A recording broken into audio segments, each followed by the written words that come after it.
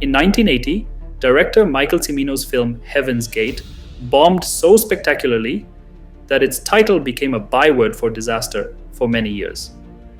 Kevin Costner's Waterworld in 1995 got mockingly dubbed Kevin's Gate, signaling its own impending box office flop. Heaven's Gate is widely regarded as the movie after which Hollywood studios began to strictly monitor directors and retain full creative control. So, thanks in part to Heaven's Gate and its director Michael Cimino, today's directors are constrained whenever they start to go off the rails in studio eyes. At first, Heaven's Gate looked like a no-lose bet for United Artists. They'd hired Michael Cimino, the man behind The Deer Hunter, which was a massive box office success and won 5 Oscars. Cimino himself walked away with Best Director at the 1979 Academy Awards. The studio was ready to bankroll whatever vision he had. Cimino pitched a story set in 1890 Wyoming, based on the real-life Johnson County War. Conflict between Irish immigrants and wealthy ranchers. The immigrants, struggling to make ends meet, allegedly began rustling cattle from ranchers.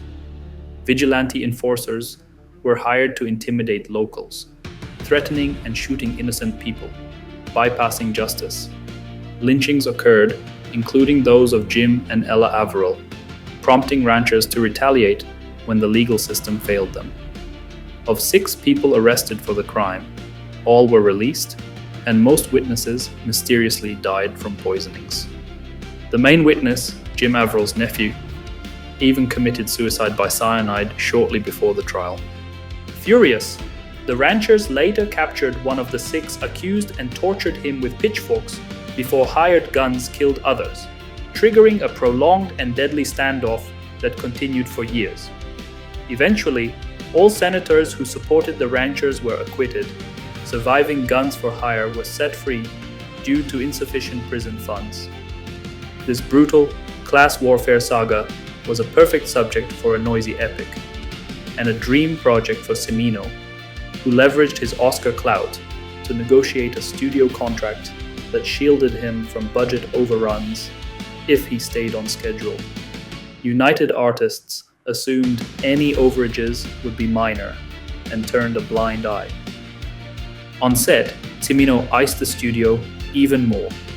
He insisted on expanding the distance between buildings on a constructed street set, overriding producers' cost-saving suggestions due to his precise lighting scheme. He also built a multi-million-dollar irrigation system under the set to turn the grass bright green before the epic battle, then red with blood. That system alone cost an extra $3 million. By the final days of filming, tension exploded. United Artists, bleeding cash, demanded justification for land rental rates. They discovered the land was owned by none other than Cimino himself. Nearly every actor in the film, Chris Christopherson, Christopher Walken, John Hurt, Sam Waterston, Isabelle Huppert, Jeff Bridges, Tony Nunnan, received record-breaking paychecks, pushing payroll over $10 million. By wrap, the budget had ballooned to $40 million. The original cut clocked in at nearly 5 hours. Its climactic duel alone ran over 90 minutes. Horrified studio execs demanded cuts. Cimino barricaded himself in an editing bay with armed guards to prevent interference. He eventually trimmed it to 3.5 hours, and that version premiered in New York. It was a disaster. Another re-edit followed, and he recut it to 3 hours. Interestingly, France was the only country where Heaven's Gate succeeded. French audiences and critics praised it, and they screened the fuller 3.5-hour version. Even with the downgrading, the final tally was $44 million, making it one of the most expensive films ever at that time. Adjusted for inflation, Heaven's Gate remains the most costly Western in Hollywood history. To put that in perspective, Raiders of the Lost Ark, 1981, had an $18 million budget. The Empire Strikes Back, 1980, cost the same. Francis Ford Coppola's Apocalypse. Now, 1979, came in at $31 million, though Coppola even complained about having too much money to spend. In contrast, Heaven's Gate made a paltry $3 million at the US box office. Not even a new installment of the James Bond franchise, released in 1981, could save it. That film, For Your Eyes Only, grossed over $100 million worldwide, but was still a disappointment compared to its predecessor, Moonraker, which made over $200 million in 1979. After this, Transamerica, the conglomerate that owned United Artists, decided to sell the studio. The buyer turned out to be MGM. Thus ended United Artists' 62-year existence as an independent studio. After the film's release, many actors from Heaven's Gate turned against director Michael Cimino. Tom Noonan claimed Cimino abused the cast and crew and even threatened him with a firearm. Still, some stood by him. Chris Christopherson said he was proud of the film, and Jeff Bridges admitted he rewatched it many times and liked it more with every viewing. Heaven's Gate also struck a heavy blow to the entire Western genre.